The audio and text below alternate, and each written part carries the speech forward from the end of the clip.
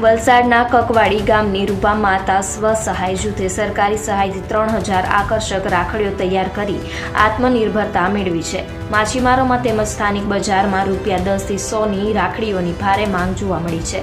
રક્ષાબંધન પર્વ નિમિત્તે વલસાડ તાલુકાના કાંઠા વિસ્તારમાં આવેલા કકવાડી ગામની રૂપા માતા સ્વસહાય જૂથની બહેનોએ સ્વનિર્ભરતાનું ઉત્તમ ઉદાહરણ પૂરું પાડ્યું છે. રાજ્ય સરકારની આર્થિક સહાયને પોતાના પરિશ્રમ થકી આ બહેનોએ 3000 જેટલી આકર્ષક રાખડીઓ બનાવીને બજાર કરતાં અડધા ભાવે વેચાણ શરૂ કર્યું છે, જેને સ્થાનિક લોકોનો બહોળો પ્રતિસાદ મળી રહ્યો છે.